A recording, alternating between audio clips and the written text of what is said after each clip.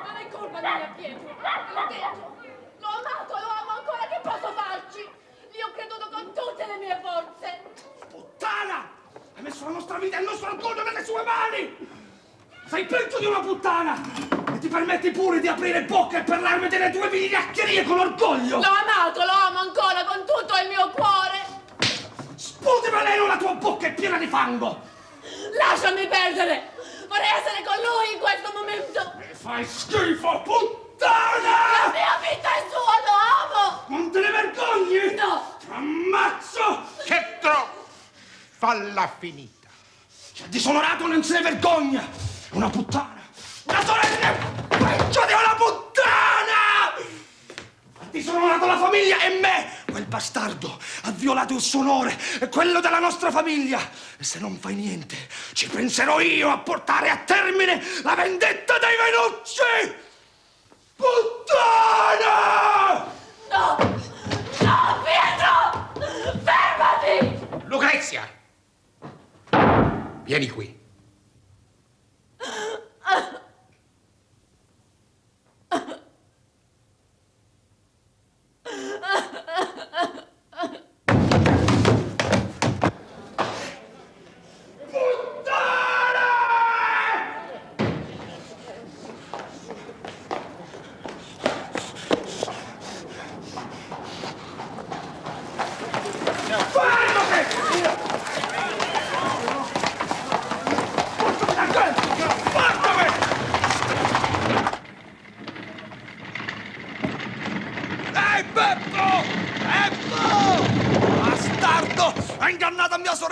Hai fatto di mia sorella una puttana! Hai calpestato il suo onore e quella della nostra famiglia!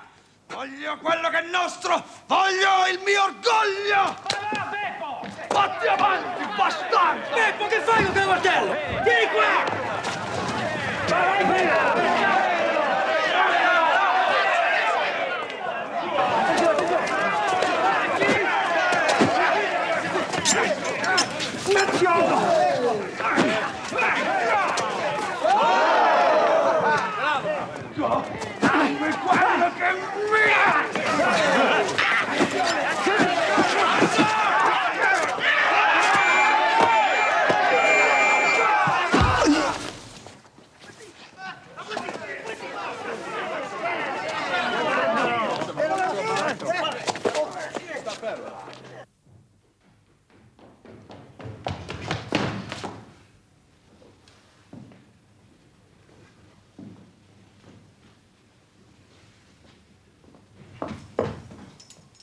What are you doing down there, Beppo? Bastardo, traditore, la pagherai cara!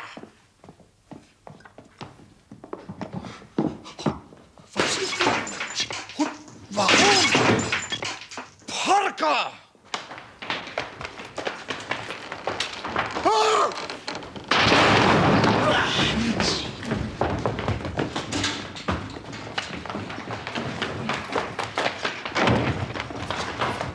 Stand back! We have him at last!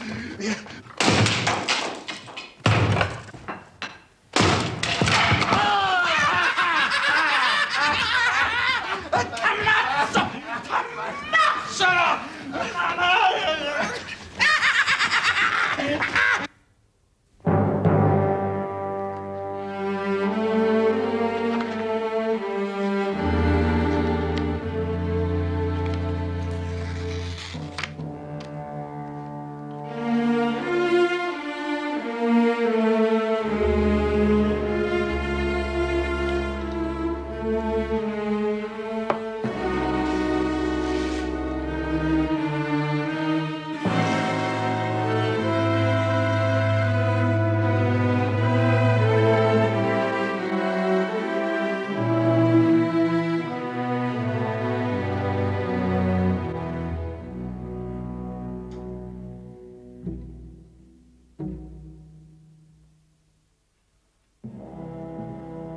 Assassino.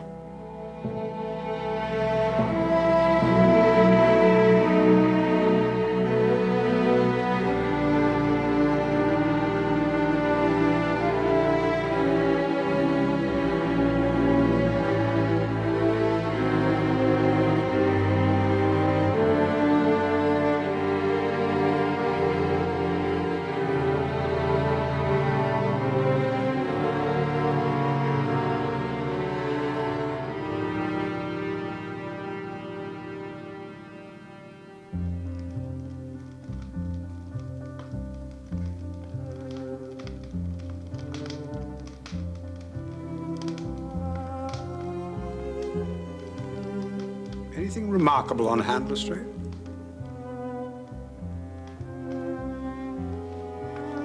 No. Nothing in particular.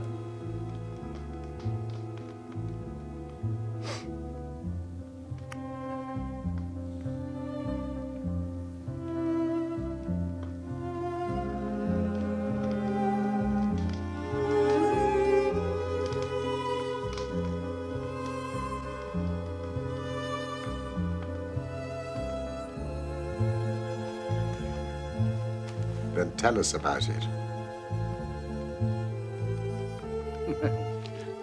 Now you come to mention it, Mr. Holmes, there's no denying there is something on my mind. It first came to my notice 4 days ago. A certain Morse Hudson has a shop for the sale of pictures and statues in the Kennington Road.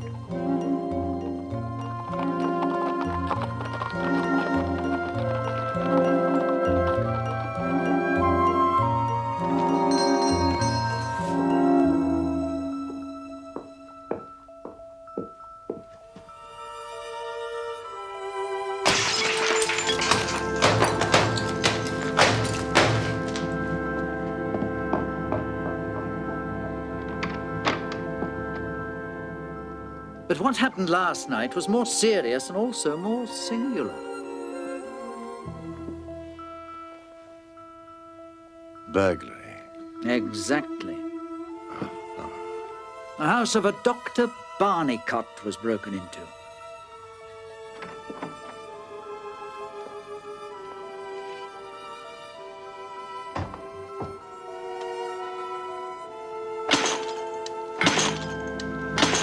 Now, this bust was one of a pair purchased from Morse Hudson by Dr. Barnicott.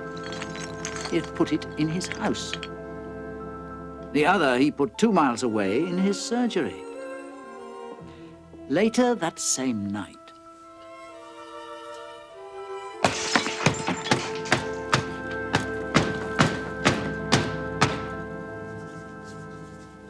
This is certainly very novel. yes, I thought it would please you. Though, in my opinion, it comes more into Dr. Watson's line than ours. Disease? I should say madness. Queer sort of madness, too. You wouldn't think there was anybody living nowadays, would you, have such a hatred for Napoleon Bonaparte? Ah, actually, there are no limits to the possibilities of monomania. You see, there is the condition that the modern French psychologists have called an idée fixe. Now, if someone became obsessed with, say, an injustice committed to an ancestor during the Napoleonic Wars, he might form an idée fixe, and under its influence, he might be capable of any fantastic outrage. My dear Watson, that won't do. How do you explain it, then? I don't attempt to do so.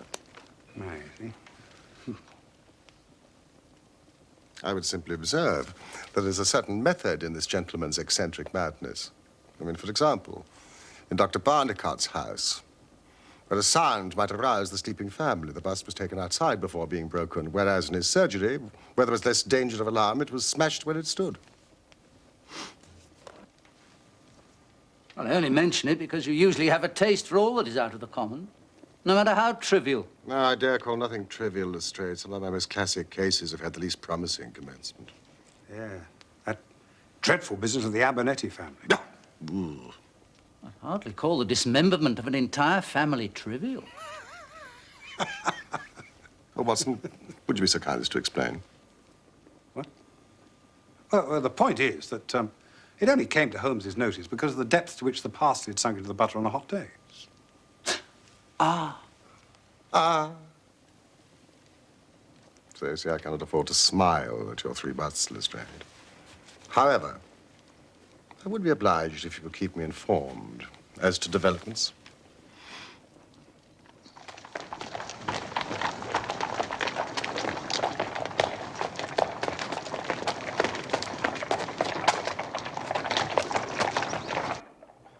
Listen to this, Holmes. Come instantly. 131 Pitt Street, Kensington, Lestrade.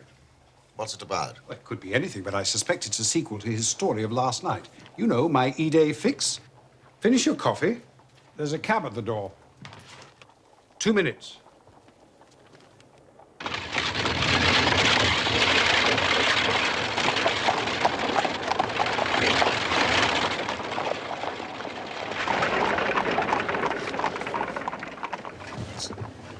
It's attempted murder, at least.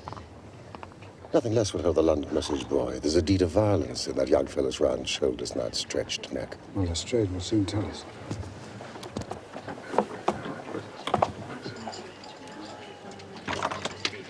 Look at this, Watson. The bottom steps swill down and the others dry. Footsteps enough, anyhow. Yes, but whose?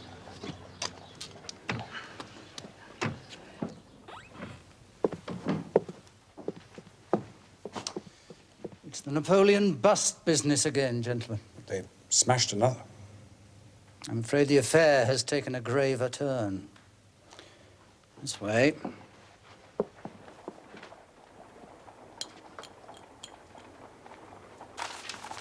Mr. Harker, allow me to present Mr. Sherlock Holmes and Dr. Watson.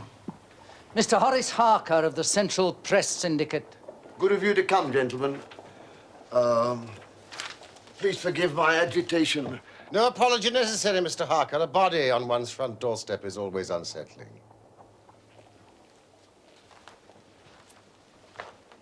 You've told him, then? Not a word. Now, tell us exactly what occurred. Extraordinary thing. All my life, I've been collecting other people's news. And now I have a real life story of my own, and I can't put 2 words together. If I had been a journalist and walked in through that door, I would have interviewed myself and had 2 columns in every London newspaper. And here I am, giving away valuable copy by telling my story over and over again to a string of different people. However, I've heard of your name, Mr. Sherlock Holmes. So if you could explain this queer business, I'd be more than paid for my trouble in telling you my story.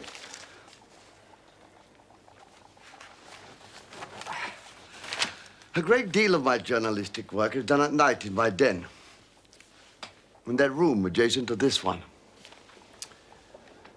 At some time in the small hours of this morning,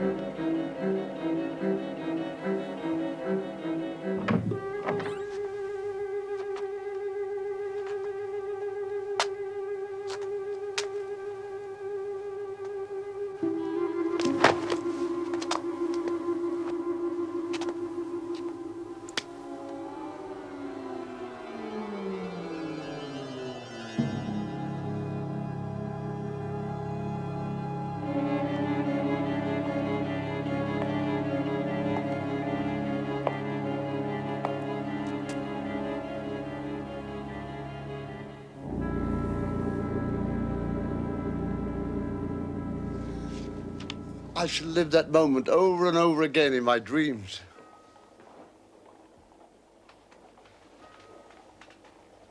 Do we know who the murdered man was? Not yet. But you can see the body at the mortuary if you wish. Where did you purchase your bust, Mr. Harker? From Mr. Hudson of Kennington Road.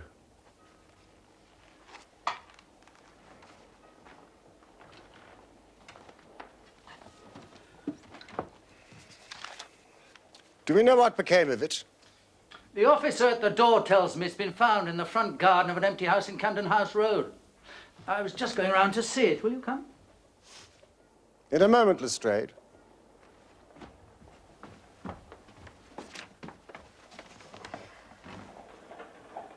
Well, the intruder had either very long legs or was the most active man. With that area beneath, it was no mean feat to climb up to this ledge, let alone to open the window.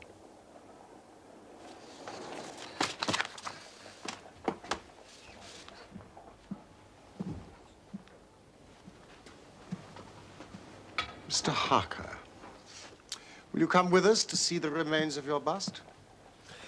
I must make something of it, although I've no doubt that every newspaper in London will be on the street with a full and detailed account. Just my luck. Do you remember when the stand fell down at the Doncaster races? I was the only journalist in that stand, and my journal was the only one that didn't have a published account because I was too shaken to write a word. Now, I should be too late with a murder on my own doorstep.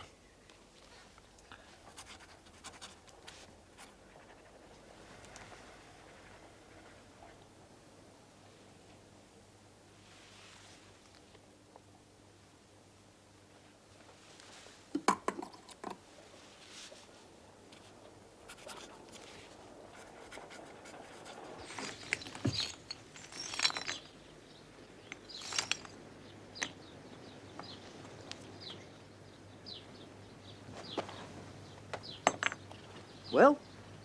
We have a long way to go, but there is one suggestive fact. He didn't smash this in the house or immediately outside it. Well, perhaps he was so rattled and bustled by meeting this other fellow that he hardly knew what he was doing. That's likely enough. But why did he choose to destroy it outside this particular house? It's empty. So he knew he wouldn't be disturbed. Yeah. But there's another empty house further up the street he must have passed. Why not destroy it there?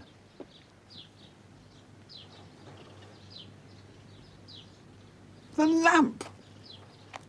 By Jove, you're right. What are we to make of that?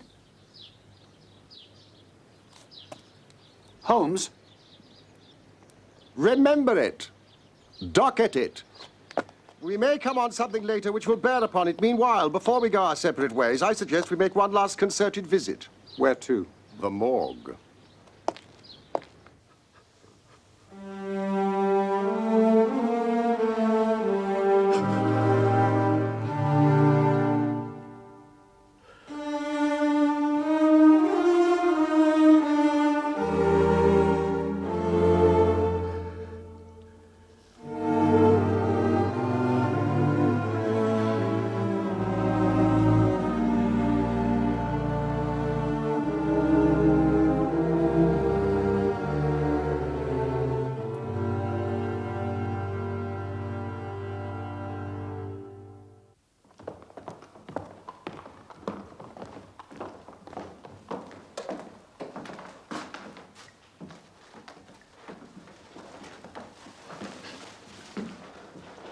They made nothing of his identity up to now. He was poorly dressed, but doesn't seem to have been a labourer. Well, whoever's responsible did a nasty job on the fellow's throat. Oh, that was a murder weapon. Had a serrated blade. Though whether it belonged to the murderer or the dead man, we don't yet know. Anything in his pockets to help identify him? Precious little. If it might interest you, Mr. Holmes. Forgive me, Lestrade, I was just contemplating the one mystery that not even I can solve. Death itself. Pray continue. As you can see, he carried very little.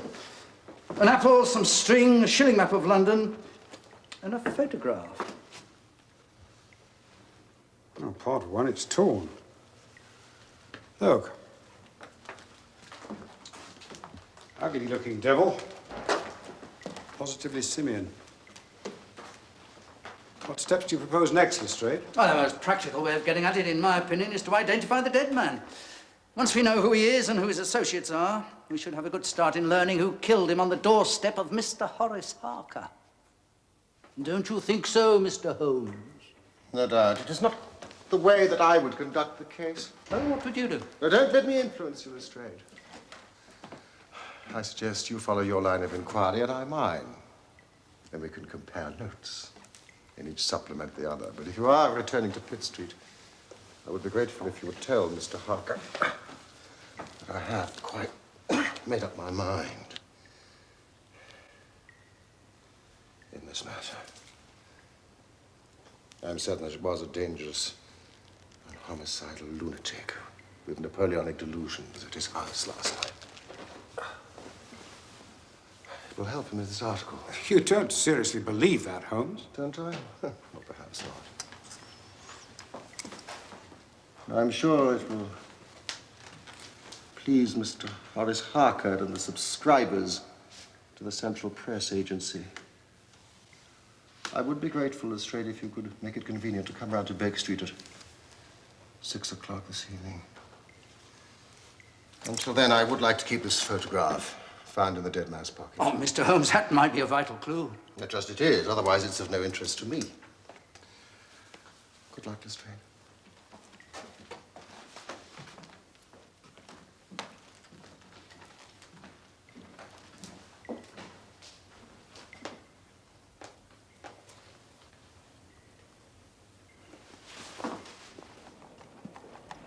What we pay our taxes for, I don't know. When any ruffian can walk in and break one's goods under one's nose. A superb bit of craftsmanship it was, too. Taken from a marble copy of the Emperor's head by Divine. Are you familiar by any chance with that great artiste? Yes, indeed. Speaking of familiarity, do you recognize the man in this photograph? Man in the photograph? Ah, yes, indeed I do, Mr. Holmes. The name's Beppo. Beppo?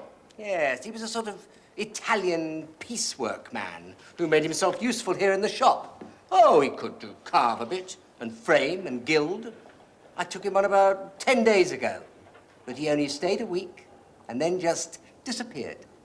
Didn't even collect his wages. Perhaps he was responsible for the breakages. Responsible for the breakages? Responsible for the breakages? My dear sir, this is an international conspiracy. A nihilist plot. Red Republicans, I call them. Yes, no one but an anarchist would go about breaking statues.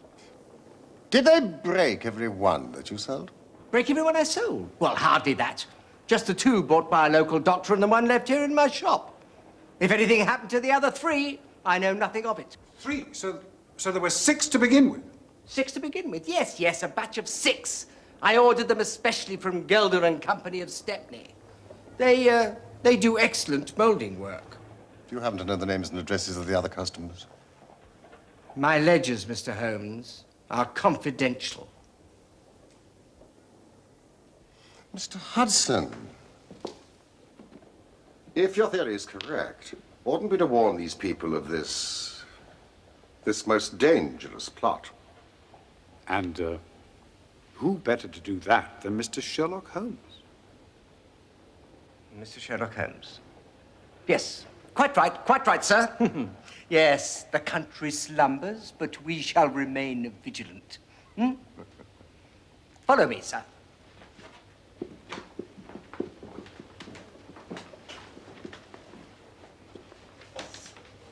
we are. Mr. Josiah Brown of Chiswick and Mrs. Sanderford of Reading. Mrs.? Yes. Mr. Hudson? Did your 2 busts differ in any way from the other 4? Differ from the other 4? No, they were all identical. And all with the beautiful decoration which I ordered especially. Yes, apart from the decoration, were your 6 busts the same as all the others? The same as all the others? Well, I suppose so. But you'd have to apply direct to Gelder and Company to find that out. In person. Excellent idea. Gentlemen, when you meet the manager, would you be good enough to warn him of the conspiracy?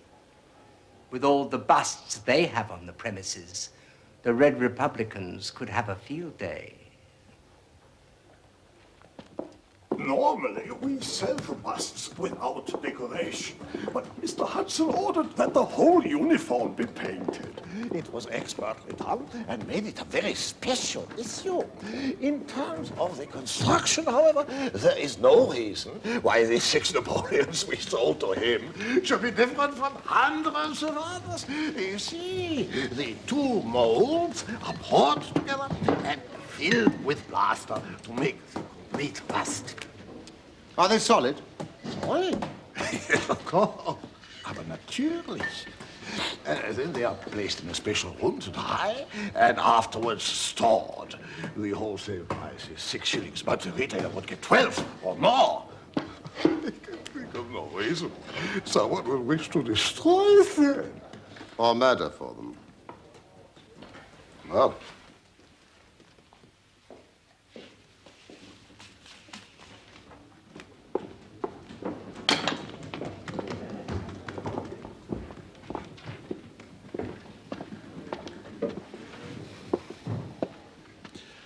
So,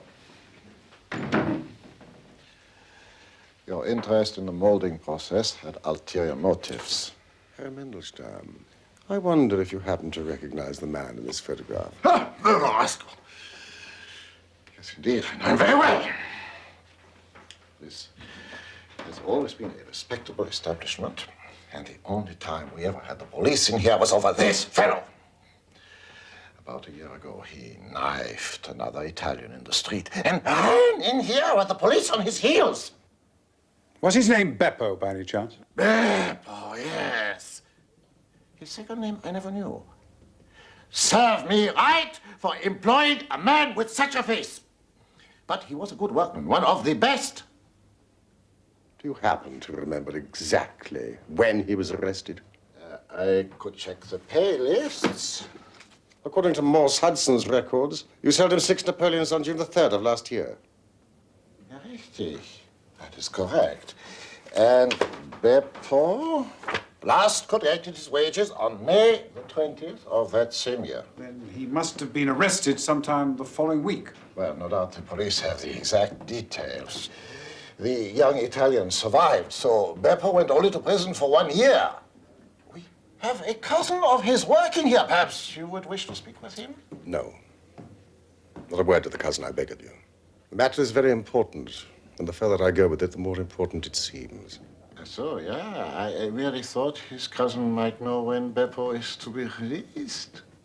Herr Mandelstam, if my surmises are correct, our friend Beppo has been out of jail for at least 11 days.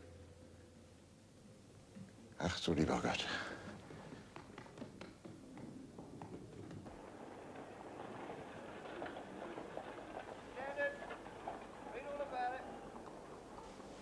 Hey! What? Harker has baited the trap for us. What do you mean? The press is a very valuable institution if one knows how to use it. Read all about it. Stand it. Very cunning, Holmes. Thank you, Watson.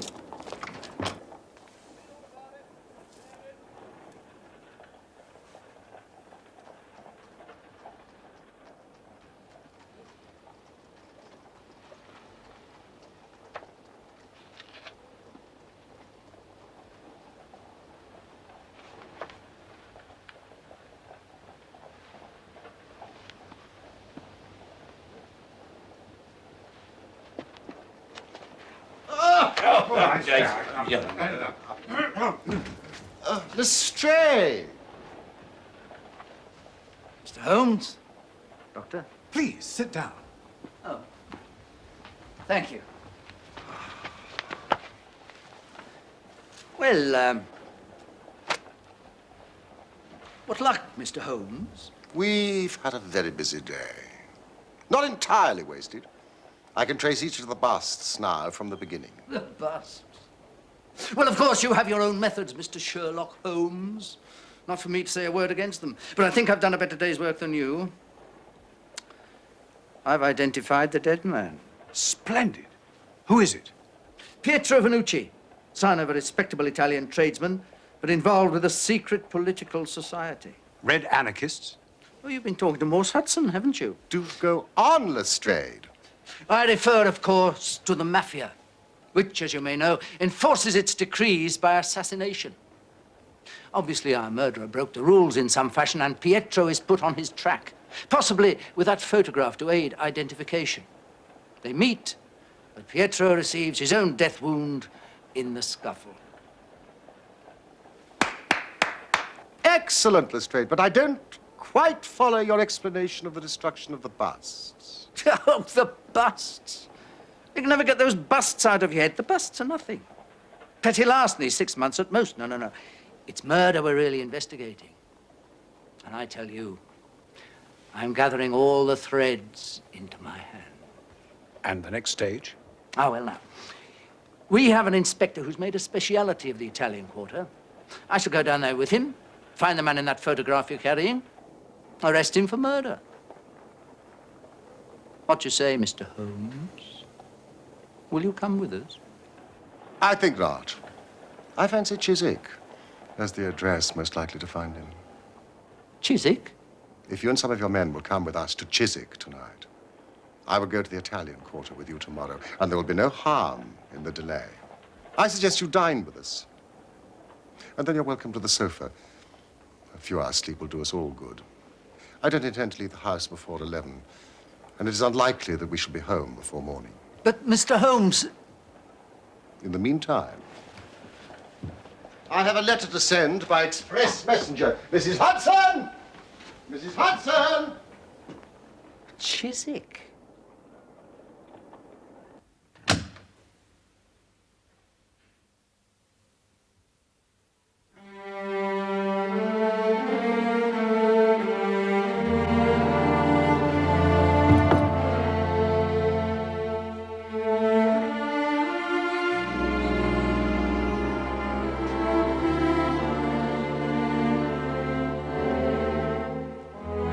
No!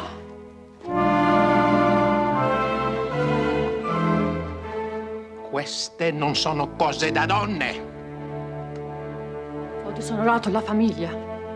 E lo devo fare io. Sono io il capofamiglia. È mio dovere.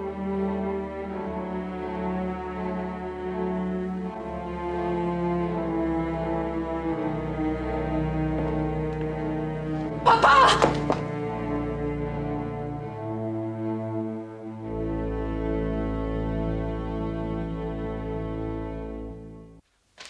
Milan.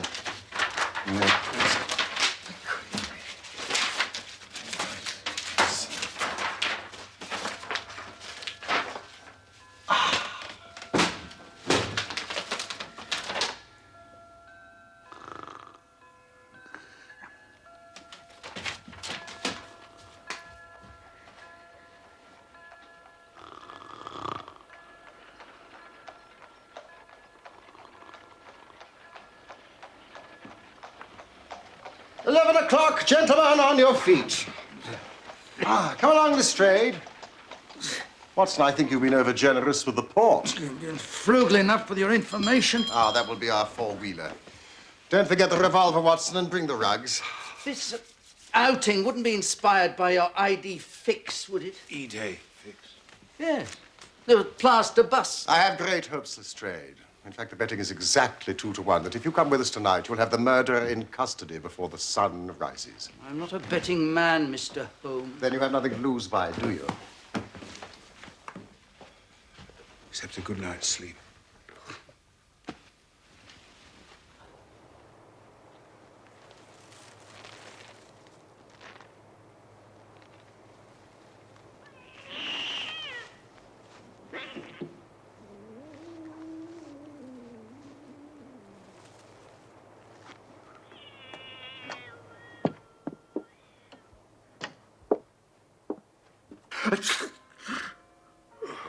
Watson, if you've caught a cold, it's your fault. You left the rugs behind. Sorry, Holmes.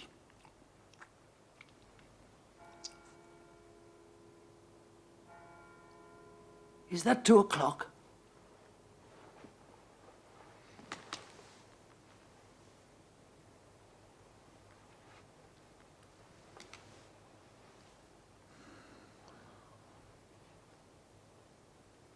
Don't suppose we can smoke, can we? No. No, thought as much. Are your men in position? Oh, yes.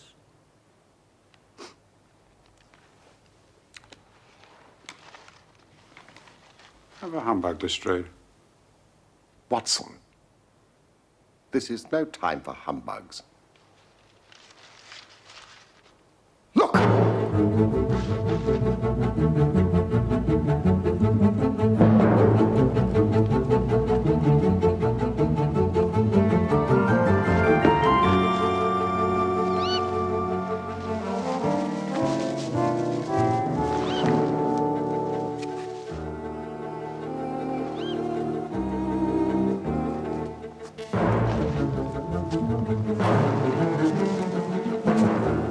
Is that who you're expecting? His name's Beppo. Good name for a monkey. He'll leave by the back door, How do you know that? because all the other doors are locked.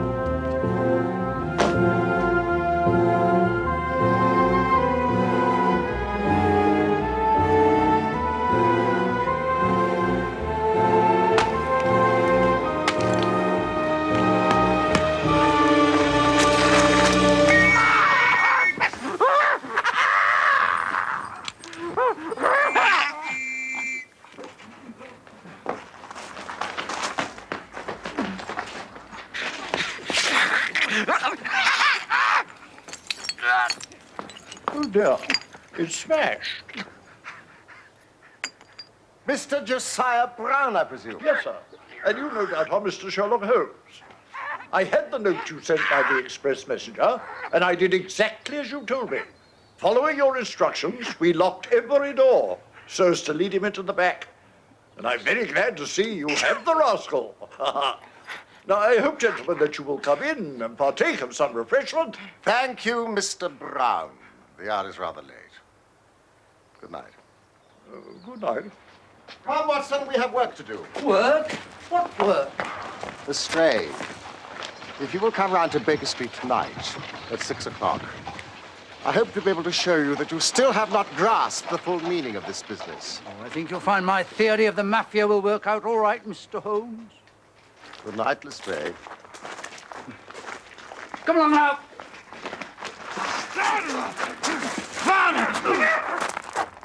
Baker Street, please.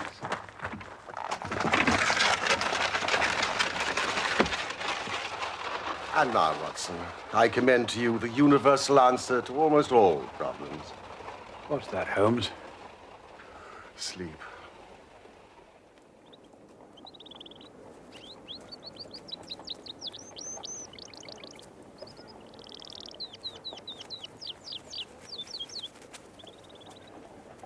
Buongiorno.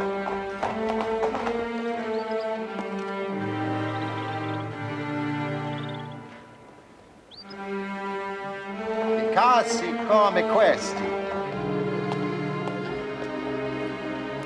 è importante. Ecco, signor Holmes. Grazie, signore. Morning, Watson. Since the manager of Gelder and Company was mainly responsible for Beppo's initial arrest, we see the breaking of the busts as a pathetic attempt to revenge himself. And it was possibly these senseless acts of violence which transgressed the mafia's code of behavior and led to the murder of young Vernucci. There. I think that takes care of those details you mentioned last night. Don't you, Mr. Holmes? Holmes! Ha! Yes, Watson. But Well, what do you think of Lestrade's theories? I'm sure that they are of the greatest interest, but I regret to say I've not listened to a word of them. Forgive my inattention, Lestrade. I had a rather late night. Oh, what do you think I had?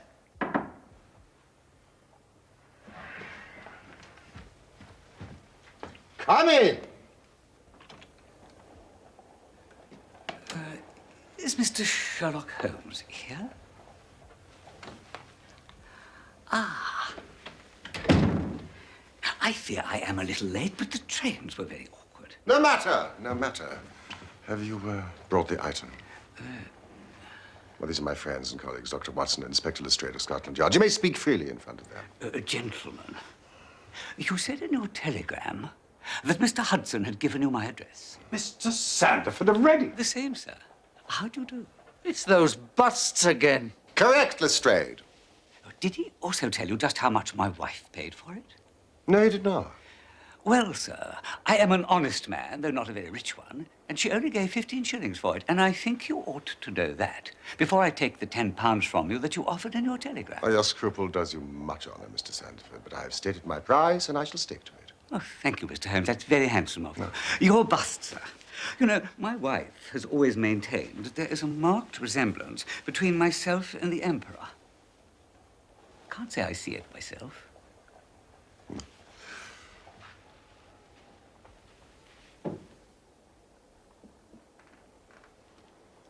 Six Napoleon. I contacted Mr. Sandiford by telegram this morning. Now, if you will sign this paper in front of witnesses, it is simply to say that you transfer every possible rights that you could ever have in the bust to me. Happy to, Mr. Holmes. Happy, happy, happy. I am a methodical man, and one never knows what turn events may take afterwards. Here is your £10 notes, and good evening, Mr. Sandiford. Very much, Mr. Holmes. It's a good evening, gentlemen. Oh, yes, and it's very, very kind of you. And thank you so much. Yes, and I'm very pleased I'm here. Thank you so much. Oh, my God.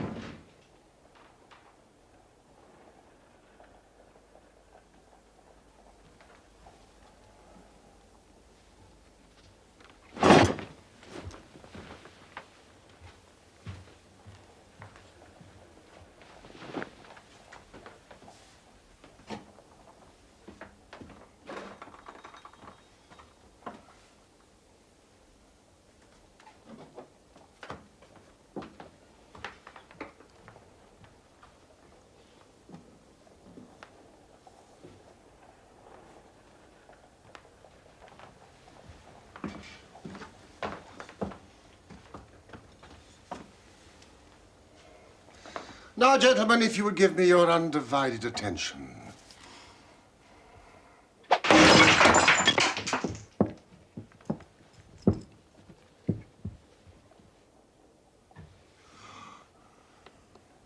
Gentlemen, allow me to introduce you to one of the most precious objects in the world.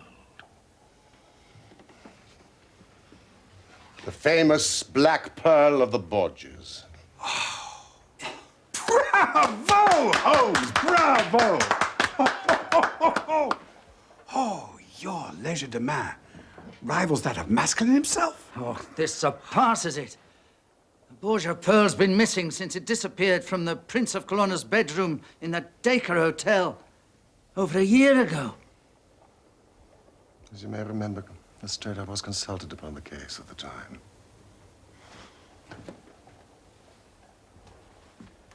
Observe and learn.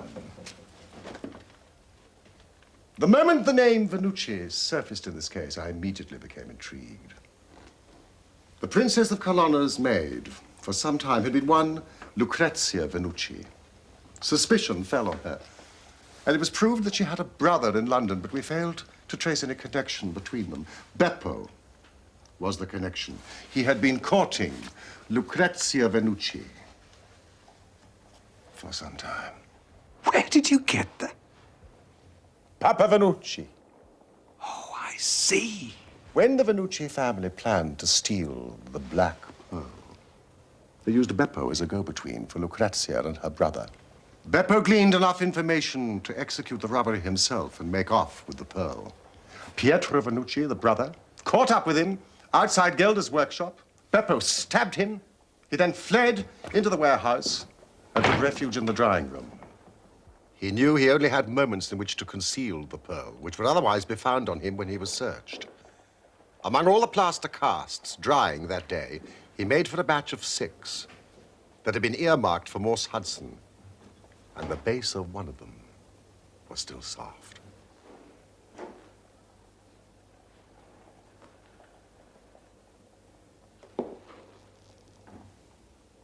It was an admirable hiding place.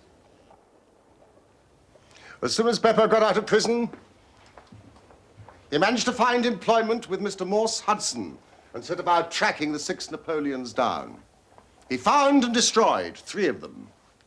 But the night he located Harker's, Pietro Vanucci, intent on vengeance, accosted him, and this time, Beppo slit his throat. With only 2 busts left, it was likely he would try the London one first. Hence our visit to Chiswick. Exactly, Watson. That left only the Reading bust. I bought it in your presence from the owner. And there it lies.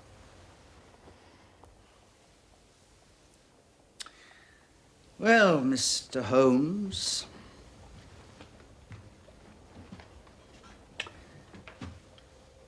I've seen you handle a good many cases in my time, but I don't know that I ever knew a more workmanlike one than this. We're not jealous of you, you know, at Scotland Yard. Oh, sir, we're proud of you. And if you come down tomorrow, there's not a man from the oldest inspector to the youngest constable who wouldn't be glad to shake you by the hand. Thank you.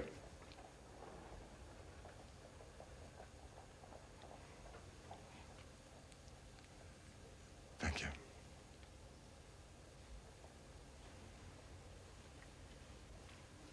Would you get down the Conk-Singleton forgery case, please, Watson?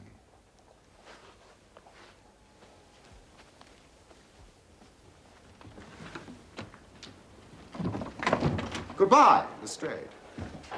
And if a little problem comes your way, I shall be happy if I can to give you a hint or 2 as to its solution.